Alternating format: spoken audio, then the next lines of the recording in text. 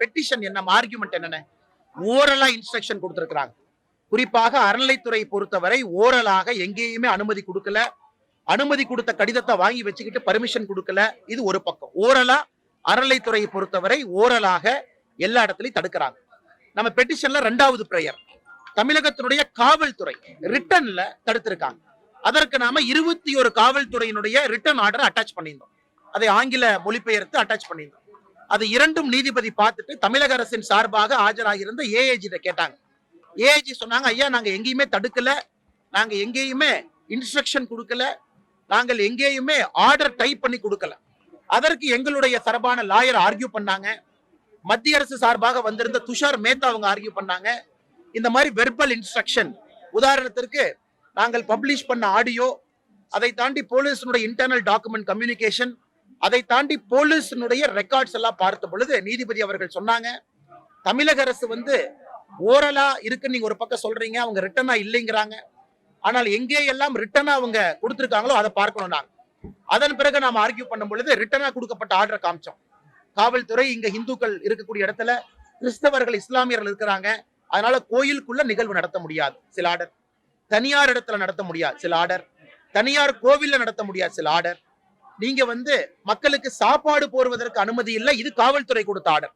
இதையெல்லாம் நீதிபதி பார்த்து விட்டு ஒற்றை கருத்தை சொன்னாங்க, தடை எங்கேயும் இல்லை, தடை இல்லாம இந்த நிகழ்வு நடத்தலாம். ஆனா எங்கே எல்லாம் தடுத்து இருக்கின்றார்களோ அந்த பெட்டிஷனை தனி ஒரு ரிட் பெட்டிஷனாக வருகின்ற திங்கட்கிழமை அன்னைக்கு உச்சநீதிமன்றம் விசாரிக்கும். அதுல நீதிபதி தீபாங்கர் தத்தா, உச்சநீதிமன்ற நீதிபதி மிகச் சிறப்பா சொன்னாங்க, காவல்துறையினுடைய சில டாக்குமெண்ட் பாக்குறோம், இங்க கிறிஸ்துவர்கள் இருக்கிறாங்க, இஸ்லாமியர்கள் இருக்கிறாங்க, நீங்க தடுத்து இருக்கிறீங்க, இது வன்மையாக கண்டிக்கத்தக்கது என்று தீபாங்கர் தத்தா நீதிபதி சொல்லி இருக்கிறாங்க. அது மட்டும் இல்லை, அந்த மாதிரி நீங்க ஆர்டர் போட்டிருந்தீங்கன்னா நாங்க ரொம்ப சீரியஸா எடுத்துக்க போறோம். திங்கட்கிழமை இதை மனுதாரர் தரப்புல தமிழகத்துல எங்கெல்லாம் தடுத்திருக்கின்றார்களோ அதையெல்லாம் மொத்தமாக இன்னொரு மனுவா தாக்கல் பண்ண சொல்லியிருக்காங்க. இது உச்ச நீதிமன்றம். உயர் நீதிமன்றத்தை பொறுத்த வரைக்கும் நீதிபதி அவர்கள் மிக தெளிவா இருக்காங்க. பிரைவேட் இடத்துல அனுமதி வாங்குவதற்கு எதுக்கு அனுமதி வாங்கணும்? அனுமதி யார் கொடுப்பாங்க? எதற்கு பிரைவேட் இடத்துல தமிழக அரசு அனுமதி வாங்கணும் புது ஆர்டர் போட்டிருக்காங்க?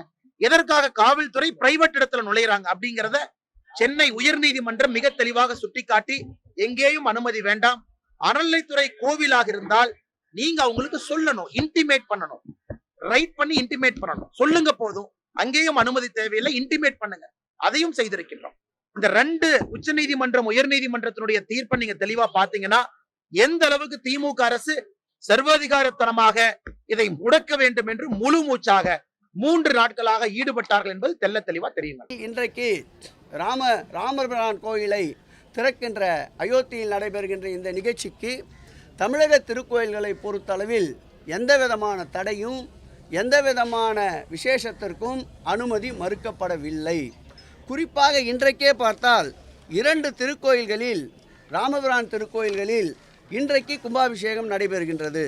உதாரணத்திற்கு தூத்துக்குடி மாவட்டம் கயத்தாறு நகரில் உள்ள கோதண்டராமர் திருக்கோயிலில் இன்றைக்கு கும்பாபிஷேகம் நடைபெறுகின்றது.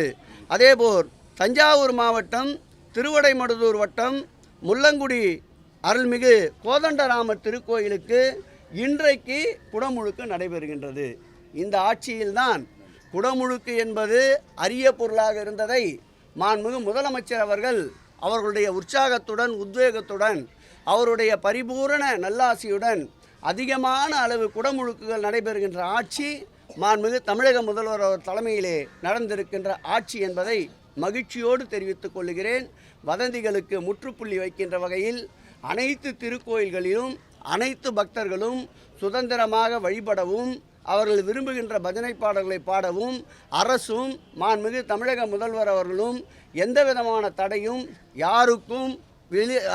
யாருக்கும் அளிக்கவில்லை என்பதை தெள்ள தெளிவாக தெரிவித்துக் கொள்வதில் மகிழ்ச்சி அடைகிறோம்.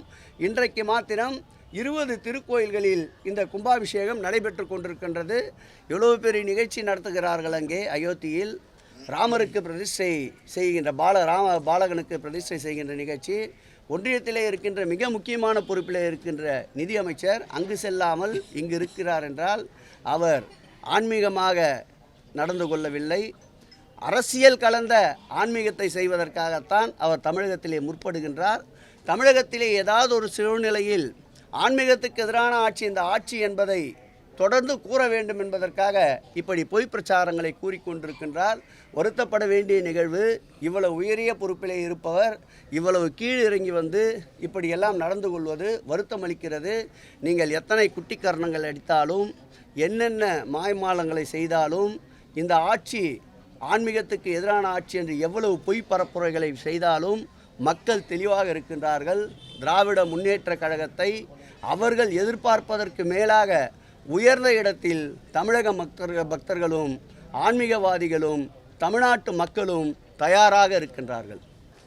ஆளுநர் அவர்கள் காலையிலே சென்ற அந்த திருக்கோயிலில் பரிபூரணமாக ஆளுநருக்குண்டான அனைத்து வரவேற்புகளோடு சிகப்பு கம்பளம் விரித்து அவருக்கு சிறந்த முறையில் தரிசனம் செய்யப்பட்டிருக்கின்றது. ஆளுநர் கூறியது போல் இந்த ஆட்சியை பொறுத்தளவில் எந்தவிதமான அச்சுறுத்தலும் யாருக்கும் கிடையாது. என்னுடைய பக்கத்திலே கூட உட்கார்ந்திருக்கின்றவர் ஒரு பட்டர் தான். அச்சுறுத்தல் இருந்தால் அவரை பக்கத்திலே அமருவாரா?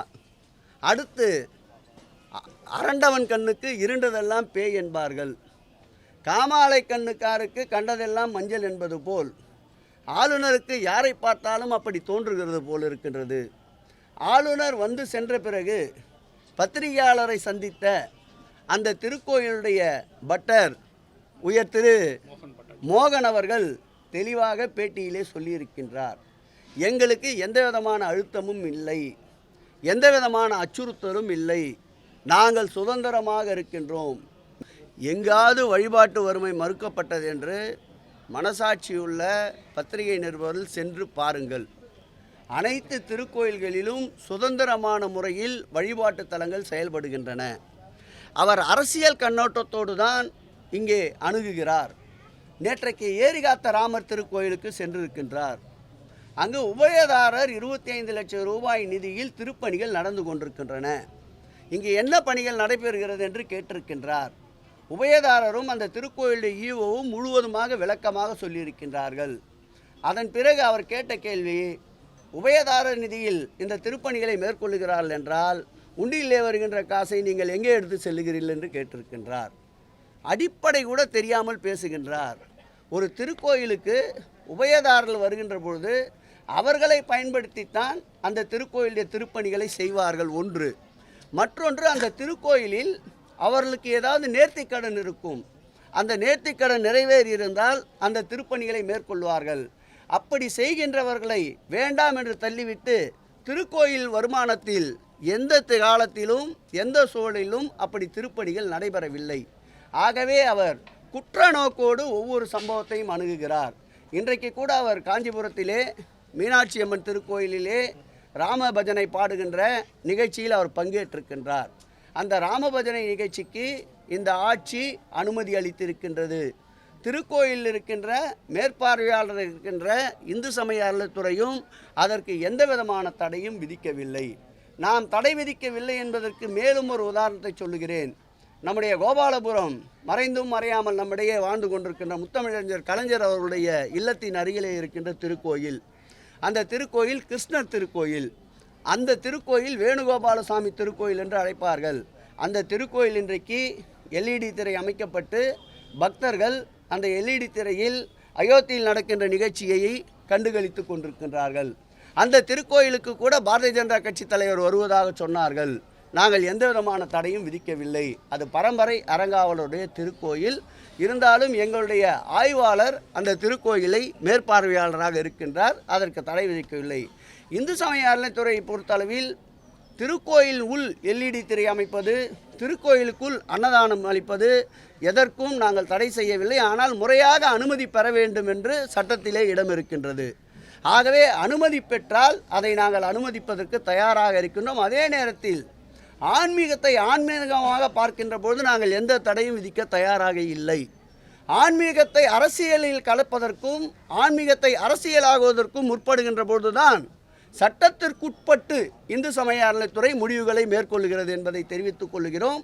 இன்றைக்கு கூட நீதிமன்றத்திலே வழக்கு வந்தபோது நீதிபதி அவர்கள் நல்ல நிலையிலே நல்லதொரு சர்க்காராக இந்து சமய அறநிலைத்துறையில் எந்த தடையும் இதற்கு விதிக்கவில்லை. தயவு செய்து அவதூறுகளை பரப்ப வேண்டாம் என்று நீதிமன்றமே இன்றைக்கு எடுத்து கூறியிருக்கின்றது. ஆகவே ஆன்மீகவாதிகளுக்கு 100% அவர்களை அரவணைக்கின்ற, அவர்களுடைய இறைபக்திக்கு, அவருடைய இறை வழிபாட்டிற்கு முழுவதுமாக துணை நிற்கின்ற ஒரு ஆட்சி இந்திய ஒன்றியத்திலே இருக்கிறது என்றால் அது தமிழகத்திலே மாண்புமிகு திராவிட முன்னேற்ற கழக தலைவர் தளபதி அவர்கள் தலைமையிலே இருந்திருக்கின்ற தமிழ்நாடு அரசு தான் முழு அளவிற்கு ஆன்மீகத்திற்கும் ஆன்மீகவாதிகளுக்கும் இறை அன்பர்களுக்கும் முழுவதுமாக சுதந்திரத்தோடு பாதுகாப்பு அளிக்கின்ற ஒரு ஆட்சி இந்த திராவிட மாடல் ஆட்சி என்பதை பதிவு செய்கிறேன்.